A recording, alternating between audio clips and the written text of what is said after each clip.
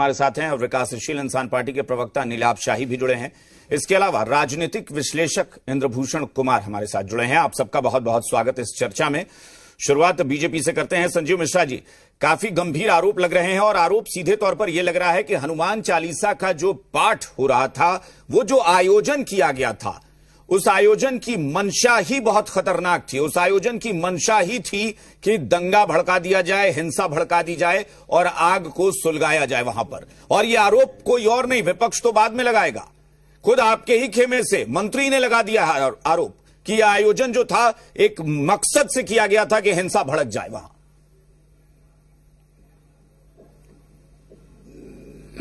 अभिषेक कात्यायन जी, देखिए, सर्वप्रथम हम लोग जानते हैं कि बिहार में लोकप्रिय मुख्यमंत्री आदरणीय नीतीश कुमार जी की सुशासन की सरकार है। सुशासन की सरकार में हजारों करोड़ों लाखों अरबों बार माननीय मुख्यमंत्री जी ने कह चुका है कि बिहार की सरकार ना किसी को फंसाती है और ना बचाती है। सत्ता में अगर हम बैठे हैं, यानी नीतीश कुमार बैठे हैं या पूरी मंत्रिमंडल बैठी है, तो कहीं से बचाने और फंसाने का प्रयास नहीं है। अब रही बात हनुमान चालीसा की, तो हनुमान चालीसा का पाठ करने के लिए लोग स्वतंत्र हैं। ठीक है, पूरा देश स्वतंत्र है, सनातन स्वतंत्र है। लेकिन दूसरी ओर अगर बड़े पैमाने पर ऐसे आयोजन हो रहे हैं, तो निश्चित रूप से उसमें स्थानीय प्रशासन की अगर अनुमति ले ली जाए तो उसमें कोई कठिनाई का बात नहीं है। तो मैं यही कह सकता हूं कि घर घर हनुमान चालीसा का पाठ होता है, पूरे भारत में होता है, विदेशों में होता है। लेकिन स्वतंत्र रूप से अगर घर में, टोले मोहल्ले में हम लोग कुछ लिमिटेड लोग करते हैं तो उसका परमिशन की आवश्यकता। लेकिन बड़े पैमाने पर अगर वैसे पाठ होते हैं और लगता है कि इस पाठ से विभिन्न समुदाय के लोग भी वहां रहते हैं, तो थोड़ी सी परमिशन लेने में कोई ना इज्जत जाने वाली बात है और ना बेइज्जती वाली बात है। लेकिन धार्मिक उन्माद फैलाने का कहीं से कहीं किसी को राइट नहीं है। यानी आप मानते हैं संजीव मिश्रा जी, यानी आप मानते हैं ना कि जो व्यक्ति जिसने आयोजन करवाया था उसका मकसद धार्मिक उन्माद फैलाना हो सकता है, ये शायद था। नहीं, धार्मिक उन्माद फैलाने का मामला नहीं है। क्या आपको लगता है, क्या जो तस्वीरें, एक मिनट ना संजीव मिश्रा जी, लीपापोती नहीं, सीधे बात करिए पॉइंट पर। क्या उस आयोजन के वीडियो को देखकर आपको लगता है कि वो ऐसा आयोजन था जिसके लिए प्रशासन से किसी लाइसेंस की जरूरत थी? देखिए, लाइसेंस की जरूरत कोई लेने की जरूरत नहीं है। नहीं, अभी आपने कहा, लेकिन अगर कोई समझदार, नहीं, अगर आपने कहा ना कि इससे शर्मिंदा नहीं होना चाहिए, तो ये मत बताइए ना भाई, जो मंत्री, यानी जो मंत्री कह रहे हैं वो सही है, मानते हैं ना आप कि ये मकसद गलत था? यहां हम मानते, हम मकसद हम कदापि गलत नहीं कर रहे। हम कह रहे हैं कि अगर सहजता से, सुलभता से, सहजता और सुलभता क्या होती है भाई? सहजता और सुलभता, ये सहजता सुलभता की सियासत ना करें। आप भी सहजता और सुलभता की सियासत ना करें। एक स्टैंड लीजिए, हाँ या ना।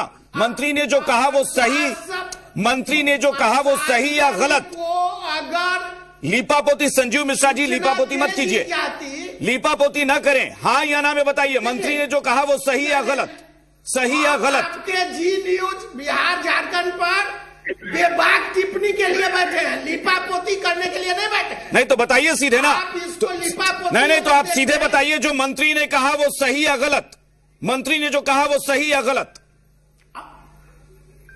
देखिए, मैं तो आपको अपने नजरिए से बताना चाहता हूं। अपने नजरिए से क्या होता है भाई? अपना नजरिया क्या होता है? आपके सहयोगी दल के मंत्री ने कहा है, आपके गठबंधन के मंत्री ने कहा है। हम आपको बताना चाहते हैं कि बड़े पैमाने पर अगर इस तरह के कोई आयोजन हो रहे हैं, ठीक है, ठीक है, चलिए ऋषि मिश्रा जी, अगर ऋषि मिश्रा जी, तो ठीक है। ये दो अगर चीजें हैं और नहीं दो दिया विरोधाभासी चीजें हैं। ऋषि मिश्रा जी की आवाज, ऋषि मिश्रा जी, दो विरोधाभासी हैं। क्यों? एक तरफ मंत्री ये कह रहे हैं कि आयोजनकर्ता का मकसद खतरनाक था, उसने एक साजिश के तहत किया। उन्होंने तो बहुत सारी बातें कह दी। उन्होंने कह दिया कि मंगलवार को हनुमान जी की पूजा होती है, रविवार को कौन सी पूजा होती है, रविवार को कौन हनुमान चालीसा का पाठ करता है। अब मंत्री जी बताएंगे कि हनुमान चालीसा का पाठ किस दिन करना है, ये तो एक एंगल। दूसरा वो कह रहे हैं कि साजिश के तहत हनुमान चालीसा का पाठ 7 दिन होता है। अरे संजीव मिश्रा जी, अब आप रुकिए, अब दूसरे के बारे में मत बोलिए। अपने समय नहीं जवाब दे पा रहे हैं तो दूसरे के समय मत बोलिए। खैर, मैं ऋषि जी बताइए जरा, मंत्री जी ने जो कहा अभिषेक जी, हम वो लोगों क्या का था? मानना है, राष्ट्रीय जनता दल का मानना है, इंडिया अलायंस का मानना है कि जो बाबा साहब अम्बेडकर का जो संविधान है, हाँ। उसमें हर एक व्यक्ति को, हर एक भारतीय को अपने हिसाब से धर्म का पालन करना चाहिए और किसी को एक दूसरे के धर्म में इंटरफेयर नहीं करना चाहिए और धर्म के नाम पर राजनीति नहीं होनी चाहिए। सवाल आज यहाँ पर जनता दल यू के मंत्री ने खड़ा किया है। जनता दल यू के मंत्री को, सुमित सिंह को कहना चाहिए, जो उन्होंने आरोप लगाए हैं, किस पर आरोप लगाए हैं, साफ साफ कहना चाहिए, क्योंकि बहुत ही गंभीर मामला है ये अभिषेक जी। नहीं, वो तो क्लियर है ना, स्थानीय पार्षद पर जो पार्षद चोटिल भी हुए हैं वो तो सीधे पार्षद का बता रहे हैं कि पार्षद का मकसद गलत था। आरोप है, उसको जनता दल यू को, सरकार को साफ करना चाहिए आम जनता के सामने। दूसरी बात, अभी मैं सुन रहा था, अभिषेक झा जो जनता दल यू के स्पोक्सपर्सन है, उन्होंने एक लाइन का यूज किया है कि कुछ लोग एजेंडा चलाना चाहते हैं। बिल्कुल। ये कौन लोग हैं? कुछ लोग वो किस तरफ इंगित करना चाह रहे हैं? क्या उनके अलायंस पार्टनर हैं? इसको भी जनता दल यू को एकदम साफ करना चाहिए, क्योंकि हिंसा फैलाने का अधिकार किसी को नहीं है। आप देखिएगा अभिषेक भाई, चुनाव आने आते नहीं, लेकिन ऋषि मिश्रा जी, मेरा एक सवाल है, एक मेरा सवाल है, ठीक है, जेडीयू नहीं ऋषि जी, हनुमान चालीसा का पाठ करने का अधिकार सबको है। नहीं ऋषि जी, जेडीयू ने इशारों में बीजेपी को कहा या किसको कहा, वो एक तरफ है, नहीं कर सकते। लेकिन जेडीयू, ऋषि मिश्रा जी, 5 वर्षों में काम नहीं किया है, इसलिए आप चाहेंगे कि धर्म के नाम पे हमको वोट मिल जाए। ठीक है ऋषि जी मेरा सवाल सुनिए, ऋषि जी सवाल सुनिए। ऋषि जी, आवाज आपको नहीं आ रही है, आप थोड़ा ध्यान दीजिए। हाँ, मैं सवाल पूछ रहा हूं आपसे। मैं कह रहा हूं ने बीजेपी को कह दिया कि या इशारों में बीजेपी को टारगेट कर दिया, लेकिन बहुत सारी चीजें ऐसी भी हैं जिस पर आपत्ति होनी चाहिए। क्या इस देश में रहना, यह संविधान इसकी इजाजत देता है? चलिए, मैं आपको रोकना चाहता हूं। बड़ी खबर आ रही है दिल्ली से। दिल्ली में बीजेपी के नए सीएम के लिए मुहर लग गई है। रेखा गुप्ता के नाम पर मुहर लगी है। सस्पेंस खत्म हो गया है और बीजेपी विधायक दल की बैठक में फैसला कर लिया गया है कि रेखा गुप्ता दिल्ली की मुख्यमंत्री होने जा रही हैं। यह बड़ी खबर इस वक्त। 11 दिनों से जिस नाम का, जिसका इंतजार था, वो फैसला आज हो गया। 8 नवंबर को मतगणना हुई थी, परिणाम आए थे और आज 8 फरवरी को परिणाम आए थे और आज 19 फरवरी को यह तय हो गया है कि दिल्ली की नई मुख्यमंत्री भी एक महिला ही होने जा रही हैं। यानी अभी आतिशी जो कि कार्यवाहक मुख्यमंत्री की भूमिका निभा रही हैं और अब जो नई मुख्यमंत्री होंगी, पूर्णकालिक जो मुख्यमंत्री बनेंगी बीजेपी की तरफ से, वो होंगी रेखा गुप्ता। रेखा गुप्ता के नाम पर मुहर लग गई विधायक दल की बैठक में और दिल्ली के नए मुख्यमंत्री का ऐलान हो गया है, रेखा गुप्ता। तो यह बड़ी खबर इस वक्त राष्ट्रीय राजधानी दिल्ली से। रेखा गुप्ता के नाम पर मुहर लगाते हुए बीजेपी विधायक दल ने उनको मुख्यमंत्री पद के लिए सबसे योग्य घोषित कर दिया है कि सबसे चहेती या फिर सबसे ज्यादा मुफीद उम्मीदवार जो हैं वो रेखा गुप्ता साबित हुई है।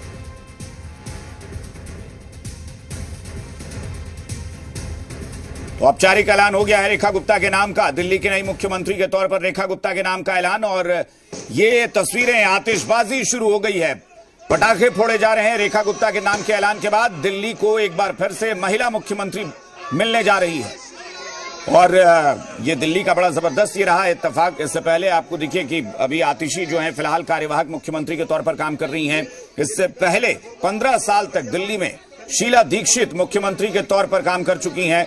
इससे पहले बीजेपी के ही कार्यकाल में एक समय 90 के दशक में सुषमा स्वराज को कुछ समय तक दिल्ली के मुख्यमंत्री के तौर पर काम करने का मौका मिला था। और अब रेखा गुप्ता, और ये रेखा गुप्ता के घर के बाहर की तस्वीरें हम आपको दिखा रहे हैं। यहाँ पर जमकर आतिशबाजी हो रही है, मिठाइयां बांटी जा रही हैं। तो एक नाम जिसका लगातार चर्चा हो रही थी, आधी आबादी यानी महिला को मुख्यमंत्री बनाकर जो अक्रॉस द कंट्री प्रधानमंत्री नरेंद्र मोदी के पक्ष में जो आधी आबादी जा रही है लगातार अलग अलग राज्यों में, उसको एक संदेश भी जाएगा कि सिर्फ योजनाएं नहीं बल्कि उनको सशक्तिकरण भी किया जा रहा। 1/3 का रिजर्वेशन आपने देखा कि चाहे संसद हो या विधानपालिका विधायकों में हो, उसको भी मंजूरी मिल चुकी है, इम्प्लीमेंटेशन बाकी है। तो रेखा गुप्ता के नाम पर मुहर लगी है और काफी समय से ये चर्चा हो रही थी कुछ दिनों से। रेखा जी जितना विकास करेंगी शायद ही किसी ने किया होगा। ये चर्चा हो रही थी कि आखिर और दशा में रहेगी और पूरा रेखा गुप्ता जो हैं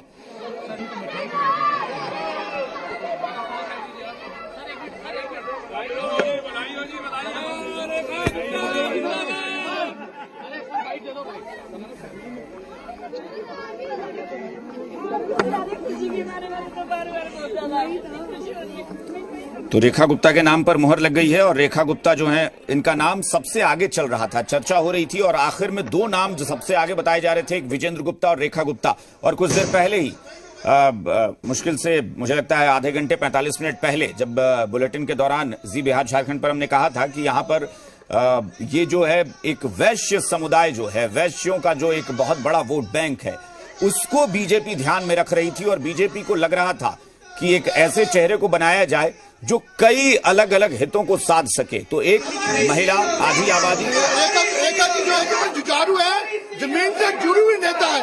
नरेंद्र मोदी जी ने बहुत सोच समझ के हमें सीएम बनाया है। हमारे लिए बहुत भाग्यशाली है कि शालीमार बाग से उन्हें विधायक बनाया गया। जय श्री राम, बहुत बहुत बधाई हो रेखा गुप्ता को, बहुत बहुत बधाई हो। जय हो रेखा गुप्ता। तो इस वक्त की बड़ी खबर आपको बता दिया हमने कि दिल्ली में मुख्यमंत्री के नाम का ऐलान हो चुका है। रेखा गुप्ता दिल्ली की नई मुख्यमंत्री होंगी। एक महिला मुख्यमंत्री फिर से दिल्ली को मिलने जा रही है और रेखा गुप्ता को सबसे आगे नाम में फाइनल मुहर लगा दी गई है।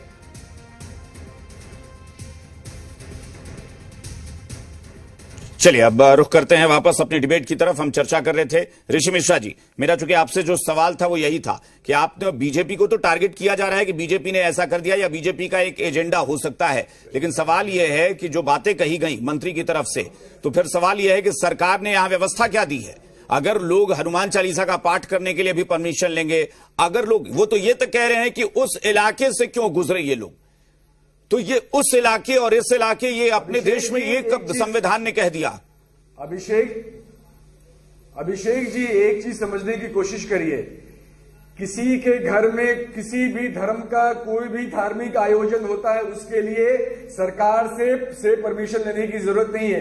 अगर आप पब्लिक प्लेस पर का इस्तेमाल कर रहे हैं तो वहां पर आपको सरकार से परमिशन लेना होता है। हमारे भारतीय जनता पार्टी के जो अभी स्पोक्सपर्सन है संजीव जी, वो कर रहे थे, थोड़ी सी परमिशन लेनी पड़ती। थोड़ी सी क्या होता है इसमें, या तो परमिशन लेना है या आपको बिल्कुल नहीं लेना है। अगर आप अपने घर में किसी भी धर्म का आयोजन कर रहे हैं, मंदिर में कर रहे हैं, उसके लिए मंदिर में मस्जिद में कर रहे हैं, उसके लिए सरकार से परमिशन नहीं है। बिल्कुल। और उसका लिमिट भी है कि कितने लोग हैं वहां पर। और अगर आप सरकारी जमीन पर पब्लिक प्लेस नहीं, बहुत सारी चीजें हैं। मैं फिर वही कह रहा हूं कि आप किस तरह का आयोजन कर रहे हैं वो आपको देखना पड़ेगा ना, क्योंकि जो वीडियो जो आ रहा है उसमें ऐसा नहीं लग रहा है कि हनुमान चालीसा का पाठ करने के लिए इतनी बड़ी भीड़ जुट गई थी वहां पर। अभिषेक जी यहाँ पर सिर्फ हनुमान चालीसा की बात नहीं है, यहाँ पे सिर्फ हनुमान चालीसा की बात नहीं है, किसी भी धार्मिक आयोजन के लिए नहीं, अभी तो किसी पर, वो तो किसी पर तो ठीक है, वो आप भी इसलिए बता रहे हैं ना कि बाकी धर्मों को भी जोड़ लें, लेकिन यहाँ मुद्दा तो अभी हनुमान चालीसा के पाठ को लेकर हुआ है ना। अभी मुद्दा हनुमान चालीसा के पाठ को लेकर हुआ है, इसलिए मैं उसको कोट करूंगा बार बार कि हनुमान चालीसा के पाठ को लेकर अगर मंत्री कह रहे हैं कि एक परमिशन, दूसरा कि किसी खास इलाके से नहीं गुजरना, क्यों नहीं गुजरेंगे भाई? रोज सुबह नहाने के बाद घर में पढ़ता हूँ। नहीं, लेकिन मंत्री जी तो कह रहे हैं कि रविवार को पढ़ना ही नहीं है। मैं अपने घर में पढ़ता हूँ। चलिए विनीत जी, परमिशन की जरूरत नहीं है। विनीत जी, अभी 2 दिन पहले की बात है, एक वीडियो, ठीक है ऋषि जी प्लीज विनीत जी की आवाज दीजिए, विनीत जी की आवाज दीजिए, विनीत जी की आवाज दीजिए। विनीत, धार्मिक आयोजन कर सकता है। अरे आवाज क्लियर नहीं आता है, क्या बोल रहे हैं भाई? देखिए कुछ टेक्निकल प्रॉब्लम आ रही है, वहां पे गेस्ट कह रहे हैं कि आवाज नहीं मिल रही है उनको। विनीत जी आपसे मेरा सवाल है कि मुझे आवाज आ रही है, अभी 2 दिन, सवाल पूछिए आप। चलिए फिर चलाएंगे। मैं एक बार मैं स्टूडियो में ठीक करा लेता हूं थोड़ा सा। विनीत जी आपको रोकते हैं, मैं नीलाभ जी के पास पहले चला जाता हूं, तब तक वहां कुछ टेक्निकल प्रॉब्लम है, वो ठीक कर दिया जाएगा। नीलाभ जी बताइए, क्योंकि दो तीन चीजें जो कहीं मंत्री ने, वो बहुत सारे सवाल है। भाई सरकार आप चला रहे हैं, सरकार में वो बैठे हुए हैं और कह रहे हैं कि परमिशन लेना है, तो भाई परमिशन किसने नहीं लिया और किस तरह का आयोजन था कि परमिशन लेना चाहिए था? एक दूसरा, किसी खास इलाके से गुजरना कि वहां मस्जिद है इसलिए नहीं गुजरना, इधर मंदिर है इसलिए नहीं गुजरना, तो फिर बिहार में शासन किस लिए चल रहा है? अगर हमको इतना ही सोचकर चलना पड़े कि वो इलाका हमारा नहीं है और ये इलाका हमारा है, तो फिर सरकार किस काम के लिए बैठी है? अभिषेक जी, आपने अभी कहा बिहार में शासन किसकी चल रही है। बिहार में शासन कहा, बिहार में तो कुशासन चल रही है। बिहार में कुशासन चल रही है, पहली चीज। दूसरी बात कि हनुमान चालीसा का पाठ रविवार को न किया जाए और फलाने दिन को किया जाए, यह निश्चित करने वाले माननीय मंत्री जी कौन होते हैं? आदमी अपने घर में या मंदिर में कहीं भी अगर प्रतिदिन हनुमान चालीसा का पाठ करता है या करवाता है, ये तो आस्था का विषय है। तीसरी बात, मंत्री जी ने कहा कि उस इलाके से कैसे गुजरा, तो आप इस चीज को बहुत बारीकी से समझिए। वो बिहार में चाहते हैं कि दंगा भड़के, वो किसी एक जाति कौम को, किसी एक कौम को टारगेट करने का प्रयास कर रहे हैं। चुनाव नजदीक आ रहा है ना, इन लोगों ने जो 20 साल में यहाँ कुशासन जो चलाया है और विकास के नाम पे लोग जो ठगने का काम किया है, तो उससे बचने के लिए ये लोग चाहते हैं कि धार्मिक उन्माद को फैलाया जाए। ये बात आपकी बड़ी हास्यास्पद है कि इतने बड़े पद पे माननीय मंत्री जी हैं और वह समझा रहे हैं इलाका। ये नहीं, तो इलाका नहीं, मतलब वाकई हैरत हो रही है कि सरकार में बैठा व्यक्ति कह रहा है कि आप उधर गए क्यों? अरे गए क्यों? आप असामाजिक तत्व जो है उसको पकड़ के गिरफ्तार करिए। आप इलाके पर बैन थोड़ी नहीं लगा देंगे कि उस इलाके से नहीं गुजरना है, इस इलाके से नहीं गुजरना है। अब आप खुद ही सोचिए कि कहीं भी धार्मिक अनुष्ठान अगर किसी भी मंदिर में या मस्जिद में या किसी भी आप चर्च में चले जाइएगा और उस पर इस तरीके का बयान दीजिएगा, तो ये हास्यास्पद ही होगा ना सरकार के। ये सरकार के लोग हैं, नुमाइंदे हैं ना, ये मंत्री पद पर है, इनको अपने पद की गरिमा को समझना चाहिए। इनके लिए सभी कौम समान है, लेकिन इनका एजेंडा तो यह दिख रहा है कि धार्मिक उन्माद फैलाने का प्रयास है। ठीक है, ये लोग के नाम पर बांट के ये लोग अगला चुनाव के मद्देनजर ये सब साजिश के तहत करने का प्रयास किया जा रहा है। ठीक है, मैं एक बार इंद्रभूषण जी के पास चलता हूं। इंद्रभूषण जी बताइए, ये बहुत अजीब सी बात लग रही है। और मैं एक चीज और बता रहा हूं कि अभी 2 दिन पहले कि आखिर या तो जेडीयू को क्या दिक्कत आ रही है कि जेडीयू अपने सहयोगियों को एक एक करके, आज बीजेपी ठीक है स्थानीय स्तर पर हो रहा है, मैं नहीं कहूंगा कि ये नेतृत्व के स्तर पर, लेकिन स्थानीय स्तर पर बीजेपी के उन लोगों को टारगेट करना जिन लोगों ने आयोजन में भूमिका निभाई। अभी 2 दिन पहले ये आपने देखा होगा, खगड़िया में विधायक ने एलजेपीआर के सांसद को किस तरीके से क्या क्या नहीं बोला होगा, वो सारा वीडियो वायरल हो रहा है। इसका मतलब है कि जेडीयू अपने ही सहयोगियों को टारगेट कर रही है। नहीं, ये नहीं। देखिए, आपको किसी भी क्षेत्र के राजनीतिक समीकरण को समझना होगा। अभिषेक जी, जमुई की जो स्थिति है, जमुई में जो मंत्री जी हैं वो बीजेपी एमएलए श्रेयसी सिंह से उनकी पट्टी नहीं है स्थानीय स्तर पे, और मंत्री जी के भाई जमुई से लड़ना चाहते हैं राजद से। तो कई बातें हम पहली बार सुन रहे हैं कि बिहार में हनुमान चालीसा पढ़ने के लिए भी इजाजत लेनी पड़ेगी, और वो भी ये आम आदमी नहीं कह रहा है, मंत्री कह रहा है। मंत्री लगातार बीजेपी को टारगेट करके उस पर आरोप लगा रहा है। अरे भाई, ये बताइए, एक और ये दिमाग में लोग बैठ गया है कि जो भी हिंदू धर्म की बात करेगा वो बीजेपी का है। अरे पहले अब जांच तो कराइए क्या मामला था। सीधा सीधी ये समझ लीजिए, जो आने वाला विधानसभा चुनाव है उसको लेकर ये पूरे मामले नहीं, तो पूरे मामले अगर चुनाव है और बीजेपी का एजेंडा है, तो मुझे लगता है कि फिर ये जो मंत्री जी कर रहे हैं ये क्या है? ये भी तो एजेंडा है। फिर इसका मतलब एजेंडा तो ये भी चला रहे हैं। नहीं, यही बात मैं कह रहा हूं कि मंत्री जी के भाई जमुई से चुनाव लड़ना है श्रेयसी सिंह के खिलाफ, बीजेपी उम्मीदवार के खिलाफ मंत्री जी के भाई को चुनाव लड़ना है। तो आप समझ सकते हैं ये पूरा मामला कहां से फैलाया जा रहा है। अरे भाई वो नहीं, लेकिन इंद्रभूषण जी हालांकि विधायक के तौर पर तो निर्दलीय विधायक रहे हैं, जेडीयू के कोटे से वो मंत्री बने हैं, सरकार में शामिल हैं, लेकिन एक सवाल ये उठता है कि जो जेडीयू धार्मिक स्वतंत्रता की बात करती है और कहती है कि हम सारे धर्मों को मानते हैं कि सबकी अपनी आजादी है, तो फिर ये कैसी आजादी है जो मंत्री जी दे रहे हैं कि भाई रविवार के दिन आप खिचड़ी कैसे बांट सकते हैं, रविवार के दिन आप हनुमान चालीसा का आयोजन कैसे कर सकते हैं? अभिषेक, यही तो है कि आप जमुई के विधायक हैं और जमुई जिले के मंत्री हैं, आप अपने डीएम को बोलिए कार्रवाई करवाइए। आप ये क्या कह रहे हैं कि रविवार को पूजा नहीं करना चाहिए? आप उस पर एक्शन लीजिए ना। आप 12 घंटे में अगर उनके मुताबिक रविवार के दिन हनुमान चालीसा की पाठ करना अपराध है तो गिरफ्तार करवा लें इस बात पे भी। आप मंत्री हैं, आप वहां बैठ जाइए, डीएम को बोलिए गिरफ्तार करवाइए। ये तो पूरे मामले को जानबूझ के बढ़ा के सांप्रदायिक किया जा रहा है। नहीं, लेकिन एक चीज और है ना इंद्रभूषण जी कि फिर अगर स्थानीय स्तर पर ठीक है, मानते हैं कि वो श्रेयसी सिंह से उनकी नहीं बनती या अपने भाई को चुनाव लड़ाना चाहते हैं, लेकिन इसका मतलब फिर एनडीए में निचले स्तर पर ये खटपट तो शुरू है। फिर कहां कार्यकर्ता एकजुट है, फिर कहां ये गठबंधन है? यहां भी वही खटपट है, नेतृत्व के स्तर पर चुप है और यहां पर लड़ाई चल रही है। जिन विधानसभा क्षेत्रों में जिन विधानसभा क्षेत्रों में भाजपा और जदयू के दोनों के कार्यकर्ता लड़ना चाहते हैं, वहां पर मतभेद है। कई क्षेत्रों में ऐसे। ठीक है, विनीत जी के पास चलते हैं। विनीत सिंह जी लड़ना चाहते हैं। विनीत जी, ये मैंने इसलिए इस वाकये का, और वो लगातार मैं चला भी रहा हूं, स्क्रीन पर चल भी रहा होगा कि अभी जेडीयू के विधायक आपकी पार्टी के सांसद को क्या कुछ नहीं बोल रहे थे, सब कुछ उन्होंने बोल दिया, बहुत कुछ बोला, उसको मैं अपने शब्दों में रिपीट नहीं करूंगा। और फिर ये अब घटना। आपको एक और एग्जाम्पल दे दें गोपाल। एक मिनट आपको रोकना चाहता हूं विनीत जी, 1 मिनट रोकना चाहता हूं। रेखा गुप्ता पहली बार कुछ कह रही है सीएम घोषित होने के बाद।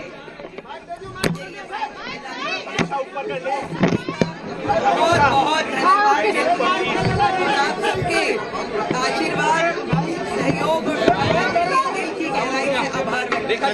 बाद में करेंगे।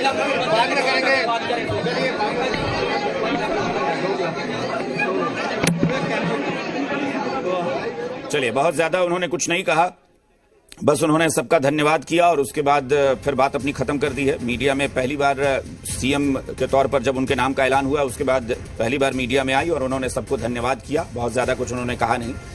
चलिए, फिर से एक बार हम लौटेंगे अपनी डिबेट की तरफ, चूंकि दिल्ली से बड़ी खबर आ गई है, इसलिए बीच बीच में मैं वो दिखा रहा हूं। विनीत जी, मैंने उस वाकये का जिक्र किया जो 2 दिन पहले हुआ आपके सांसद और जेडीयू के विधायक के बीच, और अब ये फिर से, तो ये जेडीयू ही बीच में कॉमन है दोनों जगह। बीजेपी को भी टारगेट करना है तो जेडीयू की कोटे से जो मंत्री हैं वो, एलजेपीआर को टारगेट करना है, जेडीयू के सांसद हैं वो, जेडीयू के विधायक हैं वो कर रहे हैं। अभिषेक भाई, सर्वप्रथम सभी को पवन पुत्र हनुमान जी की जय। और मैं बता दूं कि हनुमान चालीसा में 2 लाइन है कि भूत पिशाच निकट नहीं आवे, महावीर जब नाम सुनावे, इसीलिए हनुमान चालीसा का पाठ होता है। और अभिषेक भाई, एक बात ये समझ में नहीं आती है कि कभी भी कोई यात्रा निकले, कभी भी कोई पाठ हो, तो कोई विशेष समुदाय के लोग पत्थर क्यों चलाने लगते हैं। जहां तक बात आ रही है लाइसेंस लेने की, तो भाई ये कोई यात्रा तो है नहीं कि लाइसेंस लेने की जरूरत पड़ेगी। हाँ, परमिशन या संज्ञान में डाल दिया जाता है, लेकिन फिर भी अगर आप पाठ करते हैं, जाप करते हैं, और मैंने बताया कि कारण क्या है उसका, क्यों किया जाता है, ताकि समाज में सौहार्द रहे, समाज में भाईचारा रहे और लोक कल्याण के लिए काम किया जाता है। लेकिन फिर भी कोई पत्थर चला रहा है, तो मुझे तो इसके पीछे कोई पैटर्न दिखता है। या आप देखिएगा कि जिस समुदाय ने जिधर से पथराव हुआ है वो तो ऋषि सर के पार्टी के समर्थक है सब। तो क्या कहीं ये साजिश तो नहीं है कि सरकार को डिस्टेबलाइज कर दिया जाए? अब ये सवाल, दूसरी सवाल जो आपने कहा कि जो 2 दिन पहले घटना घटी है ये हमारे सांसद में और वहां के जदयू के विधायक में, तो अभिषेक भाई, जहां पे लोग काम करने वाले होंगे थोड़ा सा ऊंच नीच चलता है, यहां तो काम करने की मारामारी है कि कौन ज्यादा काम करे। अच्छा विनीत जी, नहीं ठीक है विनीत जी, थोड़ा ऊपर नीचे, नहीं थोड़ा ऊपर नीचे चलता है, चलिए मान लिया, लेकिन सरकार में बैठा कोई व्यक्ति, अगर आप ही लोग कहते हैं कि एक नियम होता है, एक प्रोसेस होता है, एक प्रोसीजर होता है कि भाई जांच हो उसके बाद कोई बयान दिया जाए, तो मंत्री ने किस आधार पर कह दिया कि आयोजनकर्ता ने साजिश रची थी? मंत्री ने किस आधार पर कह दिया कि वहां से जाने की जरूरत क्यों थी? इसका मतलब है कि वो भड़काने के इरादे से ही गए थे। और जबकि सबसे बड़ी बात कि अभी तक प्रशासनिक स्तर पर आधिकारिक पुष्टि नहीं है कि कोई जुलूस निकाला गया था, क्योंकि जिन लोगों को आरोपी बनाया गया है वो कह रहे हैं कि हम तो हनुमान चालीसा का पाठ करके लौट रहे थे तो हम लोगों पर पथराव हो गया था, कोई जुलूस नहीं था। ये आरोप है कि जुलूस निकल रहा था, कोई अभी पुष्टि नहीं है, लेकिन मंत्री ने डिक्लेयर कर दिया कि एक साजिश के तहत हुआ सब कुछ। अभिषेक भाई, मैंने वही कहा कि परमिशन उस समय लिया जाता है कि जब कोई जुलूस से यात्रा निकलती है, लेकिन ये पैटर्न की तो बात मैंने करी थी आपसे। तो अगर क्या कहीं भी कोई पूजा हो, मंदिर में हो, कोई पाठ कर रहा है हर मंगलवार को, शनिवार को या 7 दिन हो, भाई वो हमारे विचार पे है कि हम कब पूजा करें क्या नहीं करें। तो आपकी सरकार के मंत्री ही है ना भाई, कोई बाहरी विपक्ष थोड़ी ना बोल रहा है, सरकार के मंत्री बोल रहे हैं। अभिषेक भाई हम आ रहे हैं, अभिषेक भाई हम आ रहे हैं, अभिषेक भाई आ रहे हैं, ये मंत्री जी बताएंगे कि कारण क्या रहा है। हालांकि मैं फिर से कहूंगा, और ये बात हर किसी को है कि अगर गठबंधन में है तो इन सब चीजों से बचना चाहिए, कम से कम मर्यादित भाषा जरूर बोलना चाहिए, ताकि विपक्ष जो है, ऋषि सर जैसे लोग बैठे हुए हैं तो लपकने के लिए उस चीज को। हालांकि विपक्ष का जो कुनबा है, वो जो स्थिति उनकी है, वो हमारी स्थिति नहीं है, लेकिन थोड़ा बहुत जहां 2 बर्तन होंगे अभिषेक भाई, थोड़ा सा खटपट होता है। ठीक है ऋषि जी, हेल्दी, ठीक है ऋषि जी, जवाब देंगे ऋषि जी का जो तक है पहचान है। ऋषि जी, ये भी एक दूसरा एंगल। चलिए, एक तरफ से तो हो गया कि मंत्री ने भी कह दिया कि भड़काने के इरादे से ये सब कुछ किया गया था, लेकिन दूसरा एंगल ये है कि उस इलाके में पथराव क्यों हुआ, क्यों पत्थर मारे गए, सवाल तो ये भी है। अभिषेक भाई, हमको आप एक चीज बताइए, अभी हमारे छोटे भाई हैं अभी नीति बोल रहे थे, इंक्वायरी से पहले हम कैसे रिपोर्ट पे आ गए हैं? इंक्वायरी तो जांच तो होने दीजिए। सुमित सिंह मंत्री हैं, सुमित सिंह को समझाना चाहिए और मुख्यमंत्री से जांच की मांग होनी चाहिए। नहीं तो शायद जांच मंत्री वही हो गए होंगे ना, ये कि आखिर हुआ क्या। हो सकता है उन्होंने खुद को जांच मंत्री घोषित कर दिया हो। मैं अभिषेक भाई दूसरे एंगल पे मैं आपको लेके जाना चाहता हूं। हो सकता है ये एनडीए का प्लान्ड आइडिया हो, सुमित सिंह भी चाहते होंगे, क्योंकि काम तो कुछ है नहीं, किसी तरह से धार्मिक ध्रुवीकरण किया जाए, बोलकर वो वोटरों को इकट्ठा किया जाए, हो सकता है। इसलिए मैंने आपसे कहा अभिषेक जी, जांच रिपोर्ट आने दीजिए, सरकार को थोरो जांच होनी चाहिए और उसके बाद हम उस पर कुछ कमेंट करेंगे तो अच्छा होगा। और दूसरी बात, लोजपा के जो हमारे साथी बोल रहे थे, किसी भी धार्मिक आयोजन के लिए, किसी भी धर्म के लिए अगर आप पब्लिक प्लेस पर करते हैं या फिर किसी भी रूप में करते हैं तो उसके लिए आपको सरकार से परमिशन की जरूरत है। किसी के पास ऐसा कोई अभी तक वीडियो है? भाई हाँ, एक सवाल हमारा भी है जी। अभिषेक भाई, हमने तो कहा है ना, तस्दीक तो की है कि परमिशन लेना चाहिए अगर कहीं भीड़ भाड़ या इकट्ठा होना है तो। लेकिन आप एक बात बताइए, जो आपके सपोर्टर हैं उसी समुदाय से पत्थरबाजी क्यों होता है हमेशा? इंक्वायरी से पहले कैसे पता चल गया? इंक्वायरी जरा इसको, मेरे सपोर्टर, हमारे सपोर्टर, अरे भैया, जो हमारे समुदाय जो वोट देता है, वोट सबसे भाई पत्थरबाजी की है तो 40% है कि भाई राजद के लोगों ने मिलकर पत्थरबाजी की। 40% वोट आता है किसी एक समुदाय का, आता है 40% वोट इंडिया अलायंस को आया है, तो किसका वोट आया है? 40%, सबका वोट मिला। क्या बात है, धर्म की राजनीति इसी को कहते हैं अभिषेक जी, धर्म के नाम पर वोट की राजनीति इसी को कहते हैं, जो मैंने शुरुआती दौर में आरोप लगाए थे। तो चूंकि हो सकता है एनडीए के लोग, तो हो सकता है विनीत जी ने वो एमवाई समीकरण आपको दे दिया कि भाई लीजिए आप एमवाई करते हैं। हो सकता है विनीत जी ने इसीलिए पकड़ा दिया कि भाई एमवाई आप करते ही हैं, तो आप लोग एमवाई करते हैं, लोग एमवाई करते हैं, हम लोग बात करते हैं, इसलिए ऋषि सर ऐसे तिल मिला रहे हैं। चलिए ठीक है, संजीव मिश्रा जी, चलिए संजीव मिश्रा जी, ये जो पूरा मामला है, इसमें क्यों नहीं बीजेपी, अगर बीजेपी कहती है कि भाई, बीजेपी तो अक्सर कहती है कि सनातनियों को टारगेट किया जाता है, हिंदुओं पर हमला किया जाता है, लेकिन यहां पर बीजेपी चुप क्यों हो गई? जो ऋषि जी इशारा कर रहे हैं वही तो नहीं है कि वाकई ये मिली भगत है एनडीए के सारे सहयोगी दलों की, कि तुम अलग बयान देकर तुम ध्रुवीकरण करो और इधर इस तरह के माहौल को बिगाड़कर हम ध्रुवीकरण करेंगे। पहले किधर से पत्थर चला तो गाड़ी टूटा, इसकी जांच होनी चाहिए। आप सीधे तौर पर अगर ले जाकर किसी को गिरफ्तार करके बंद कर देते हैं तो ये कहीं से उचित नहीं है। किधर से पत्थर चला, पत्थर किसने मारा, और ये धार्मिक उन्माद फैलाने वाले लोगों को सरकार और जिला प्रशासन स्तर पर चिन्हित करना चाहिए और चिन्हित करके ही कार्रवाई की जानी चाहिए। नहीं तो लेकिन उसमें संजीव मिश्रा जी, वो तो की बात है। सबसे बड़ी बात है कि जो दो लोग मुख्य तौर पर गिरफ्तार हुए हैं उन्हीं दोनों को सबसे ज्यादा चोट आई है और पुलिस ने उन्हीं दोनों को पकड़ लिया है कि आप ही दोनों ने मामला खराब किया है। सबसे बड़ी आश्चर्य की बात है, और चोट उन्हीं लोगों को लगी है। प्रथम दृष्टया पुलिस ने अगर पकड़ा है तो पुलिस के पकड़ लेने से अंतिम कार्रवाई नहीं, पुलिस न्यायालय नहीं है। पुलिस न्यायालय नहीं है, लेकिन अरे भाई तो संजीव मिश्रा जी, आपके ही सहयोगी तो न्यायालय खुद ही बन गए हैं ना। आपके सहयोगी ही तो जांच मंत्री बन गए। उन्होंने जांच भी कर दिया, डिक्लेयर भी कर दिया, फैसला सुना दिया कि जिन लोगों को गिरफ्तार किया गया है इन्हीं लोगों ने आयोजन किया था साजिश के तहत। और सब मैं वही कह रहा हूं ना कि भाई अगर पत्थर इन लोगों ने चलाया तो चोट इनको खुद कैसे लग गई? अभिषेक जी, अगर कह देने से कि इन लोगों ने ऐसा किया, ऐसा कहने से नहीं होगा। जिला प्रशासन को थ्रू आउट जांच करनी चाहिए, किधर से पत्थर चला, किधर से गाड़ी फूटा, कौन लोग इसमें शामिल हैं, तब उस पर कार्रवाई की जानी चाहिए। आप पकड़ के सीधे ले जाकर अंदर और बाहर करेंगे, ये सरकार सुशासन की सरकार है। अगर जिला प्रशासन गलत करेगा तो यहाँ सरकार के मुखिया आदरणीय नीतीश कुमार जी बैठे हैं, हमारे बिहार सरकार के दोनों डिप्टी सीएम आदरणीय सम्राट चौधरी जी, आदरणीय विजय सिन्हा जी बैठे हैं, पूरी कैबिनेट बैठी है। अगर जिला प्रशासन लोकल स्तर पर अगर गलत करेगा तो जिला प्रशासन भी भुगतने के लिए तैयार है। ठीक है, चलिए एक बार फिर से मैं नीलाभ जी के पास चलता हूं। नीलाभ जी, ये पूरी कैबिनेट की बात कर रहे हैं, उसी कैबिनेट के एक सहयोगी ने बोल दिया, उसी कैबिनेट के एक मेंबर ने बोल दिया, उस पर डायरेक्ट नहीं बोल पा रहे हैं। गिरफ्तारी हो गई और जिसने गिरफ्तार किया, जिसकी गिरफ्तारी हुई है उसी के बारे में तो मंत्री कह रहे हैं। तो फिर जब ये कह रहे हैं कि कैबिनेट बैठी है तो इसका मतलब है ना कि कैबिनेट के सदस्य ने साफ कर दिया कि जो आरोपी हैं वही अंदर गए हैं, इसमें कहीं कोई दिक्कत नहीं है।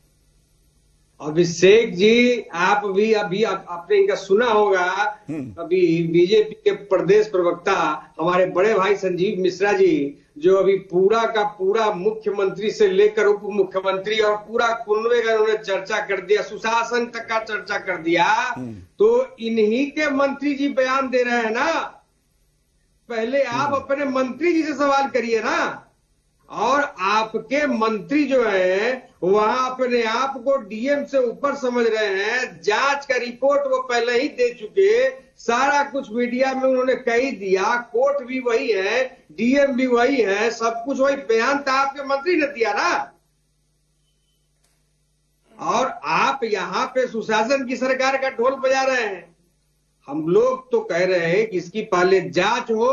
अभिषेक जी, ये पूरी की पूरी मुझे सुनियोजित ये साजिश लग रही है।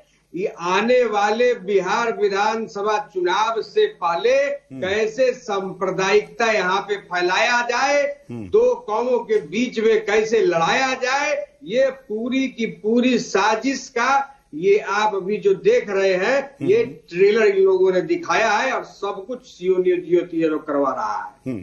ठीक है इंद्रभूषण जी, आप छोटा छोटा रिएक्शन लेंगे और काउंटर का मौका देंगे। पहले इंद्रभूषण जी आप बोल लीजिए, उसके बाद पॉलिटिकल जो है गेस्ट उनसे एक दूसरे को काउंटर करेंगे। आप बताइए कि ये वाकई ये लग भी रहा है, क्योंकि ये माना जाता है और बहुत सारे लोग कहते हैं कि बीजेपी और जेडीयू ये जरूर कहते हैं कि हमारी विचारधारा अलग अलग है, लेकिन हकीकत यह है कि इन लोगों का एक लाइन होता है जो तय कर दिया जाता है कि आप हिंदू वोटर को पोलराइज करिए, हम मुस्लिम वोटर्स को पोलराइज करेंगे।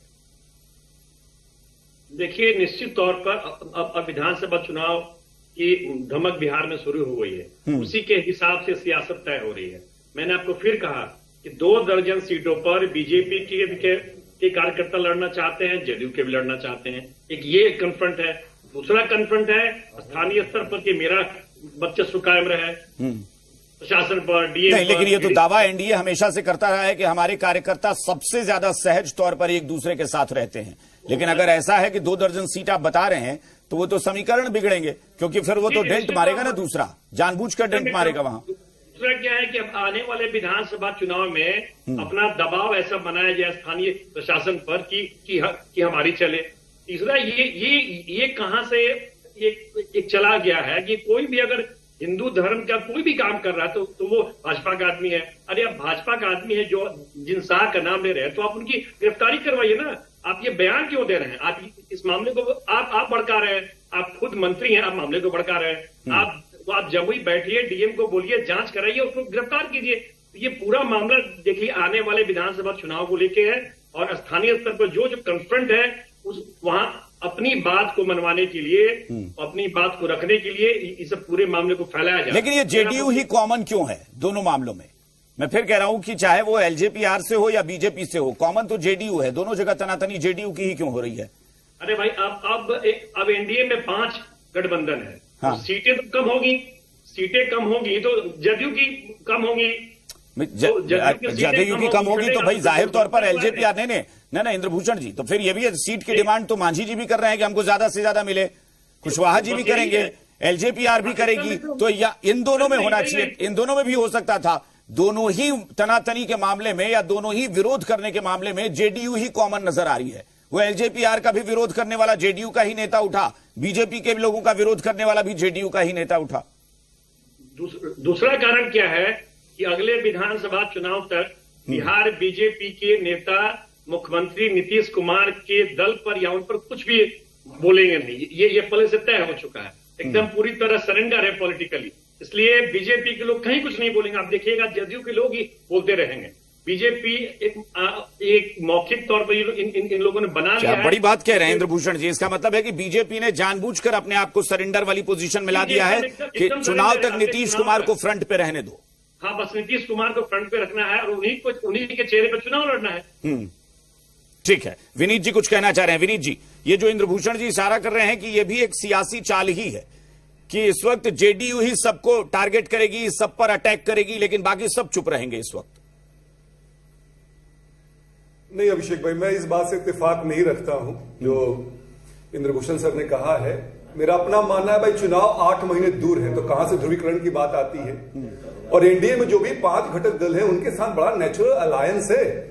हम जबरदस्ती के एक दूसरे पे थोपे हुए लोग नहीं हैं। तो ये बात में मुझे नहीं लगता है कि कोई दम है।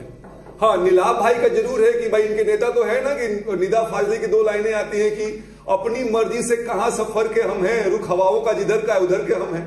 तो वीआईपी तो ऐसे ही पत्ते की तरह डोलती रहती है। लेकिन फिर से कहूंगा कि इसमें सर कोई भी व्यक्ति जो गलत हरकत कर रहा है, जो सौहार्द बिगाड़ने की कोशिश कर रहा है, इसका जवाब ऋषि सर नहीं दे रहे हैं सर, उसकी तहकीकात तो जरूर होनी चाहिए। तो जिधर हवाओं का रुख है उधर के, मतलब आप क्या छठे सहयोगी को लाना चाहते हैं क्या? 5 के बाद एक और आ जाए? मतलब 5 पांडव तो आप लोग कहते ही है। मतलब मैं यही कहूंगा 5 पांडव के बाद कर्ण को भी अपने खेमे में लाने की तैयारी चल रही है। भी जदयू ले गई था। आप पहले अपना देखिए, एक विधायक बनाइए पहले अपना। नहीं विनीत जी, अरे नीलाभ जी यादव लेके भागे, बड़े के तेरे कूचे से हम निकले, फिर भी पीछे पड़े हुए हैं। नीलाभ जी इशारा समझिए विनीत जी का। ये लोग कह रहे हैं कि हम लोग 5 पांडव हैं, तो आपको कहीं कर्ण बनाने की तैयारी तो नहीं हो रही है कि ले आओ और उसके बाद धनुष चला दो? विनीत भाई पहले आप अपने पार्टी का तो विधायक बना लीजिए कम से कम। यहाँ पे पिछले बार तो हनुमान बने तो एक हुआ, एक पे क्या हुआ, वो भी जदयू पे चला गया। नीलाभ जी इस बार तो मुझे लगता है कि आप भी उनको शुभकामनाएं देंगे। भाई गठबंधन में है तो विधायक तो कोई तो बनेगा ही है। अब कितने बनेंगे मुझे नहीं पता, लेकिन ऐसा तो नहीं है। 5 सांसद, 5 आउट ऑफ 5 मिला भाई। चलिए ठीक है, आपके पास सुनने की सवारी है। चलिए ठीक है, ऋषि जी मुझे लगता है कि इंद्रभूषण जी ने काफी हद तक आप लोगों के मन की बात कह दी। उन्होंने कहा कि गठबंधन की सियासी चाल है। ये जो अभी कह रहे गठबंधन, 1 मिनट आ रहे हैं नीलाभ जी, आएंगे आपके पास, फिर आएंगे। मैं सब पे एक लाइन बोलना चाहता हूँ। ये सियासी चाल है जिसमें बीजेपी या एलजेपी सबने नीतीश कुमार को फ्रंट पे छोड़ दिया। नीतीश कुमार अटैकिंग रहेंगे, ये चुनाव तक चलेगा। 1 मिनट नीलाभ जी आ रहे हैं ना, रुकिए ना 1 मिनट, आवाज दीजिए ऋषि जी। बिल्कुल सही कहा है कि ऋषि जी बोलिए कि सुमित सिंह जब सरकार में मंत्री हैं तो वो किससे जवाब मांग रहे हैं? ये सबकी मिली भगत है और सरकार पे ही इंटेंशन, सरकार के इंटेंशन पर सवाल है। ये लोग आपस में मिलकर समाज को बांटना चाहते हैं, पहली बात। दूसरी बात, भारतीय जनता पार्टी के मित्र अभी कह रहे थे कि जांच होनी चाहिए और किसने पत्थर मारा उसकी भी जांच होनी चाहिए। बिल्कुल सही बोल रहे हैं। जांच होनी चाहिए और किसने पत्थर मारा और क्यों मारा उसकी भी जांच होनी चाहिए। और लोजपा के हमारे छोटे भाई कर रहे थे एनडीए नेचुरल अलायंस है। अरे भाई यही 2020 ना था, बिहारी फर्स्ट बिहारी बिहार फर्स्ट, और आप लोग मिलके मुख्यमंत्री के सीट पर मुख्यमंत्री को हराने के लिए लगे हुए थे। उस समय नेचुरल अलायंस कहाँ था? आप लोग सिर्फ और सिर्फ समय हम गठबंधन में थे नहीं।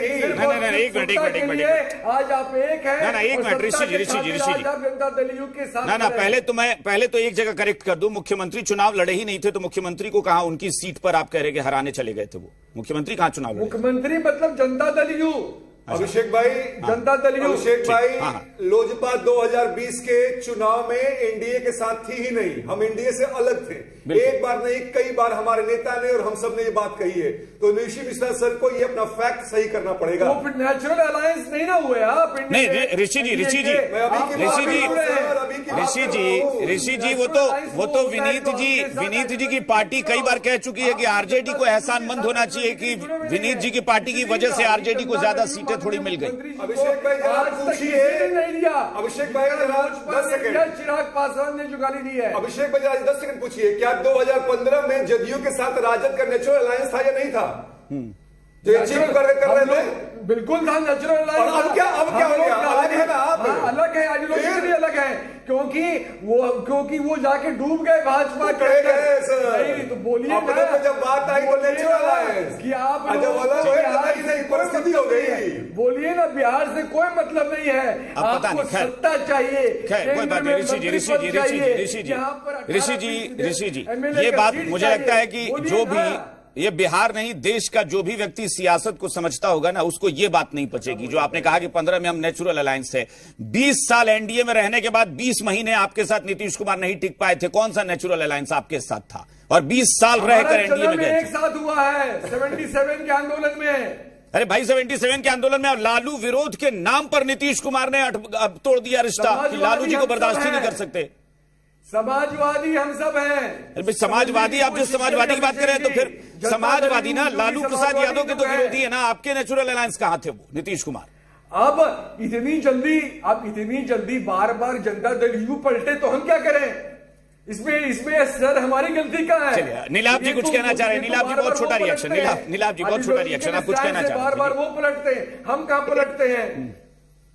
अभिषेक जी, मैं इतना ही कहना चाहूंगा कि आने वाले 2025 बिहार विधानसभा जो 8 महीने के बाद होने वाला है, एनडीए के कुनवा को पता है कि आदरणीय तेजस्वी यादव जी और सन ऑफ मल्ला मुकेश सहनी जी के नेतृत्व में बिहार में रोजगार की सरकार बनने वाली है। मतलब एनडीए का एजेंडा काम नहीं करेगा। संजीव जी, चूंकि आपकी पार्टी से जुड़ा मसला भी है, संजीव जी छोटा सा रिएक्शन चाहिए बस कि क्या वाकई एनडीए का कोई एजेंडा है जिसको विपक्ष फेल कर देगा? ये एजेंडा ही माना जा रहा है कि कोई एजेंडा चल रहा है आप लोगों का? संजीव जी आपसे। आपसे संजीव जी देखिए, अभिषेक जी चर्चा मैंने सुना आदरणीय इंद्रभूषण जी का, उनकी राय व्यक्तिगत राय हो सकती है, व्यक्तिगत ही है वो, आपकी पार्टी में थोड़ी नहीं एनडीए नहीं चलती है। व्यक्तिगत राय है। हाँ। और व्यक्तिगत राय के तौर पर वो अपना ओपिनियन दे रहे हैं, लेकिन एनडीए को उससे कोई लेना देना इनकी बातों से नहीं है। हम एनडीए के लोग को बराबर के हिस्सेदार हैं। चलिए ठीक, लेकिन हमारे मुखिया आदरणीय मुख्यमंत्री, चलिए मतलब आपने मान लिया, ऋषि जी ने मान लिया कि बराबर के हिस्सेदार है, यानी जो हो रहा है उसमें सब बराबर हैं, सब मिले हुए हैं। ये इन्होंने कह दिया कि बराबर के हिस्सेदार हैं, ऊपर नहीं कोई नीचे नहीं। अब तो हो गया ना, इसका मतलब है जमुई में सिर्फ बीजेपी नहीं, सब बराबर के हिस्सेदार हैं जमुई में भी। हमारे नहीं, मैं पहली बार कर रहा हूँ कि पहली बार नहीं आखिरी बार कर रहा हूँ। चलिए ठीक है, बहुत बहुत शुक्रिया, थैंक यू सो मच आप सबका हमारे साथ जुड़ने के लिए बहुत बहुत शुक्रिया। बात बेबाक में फिलहाल इतना ही। बने रहिए जी बिहार झारखंड के साथ।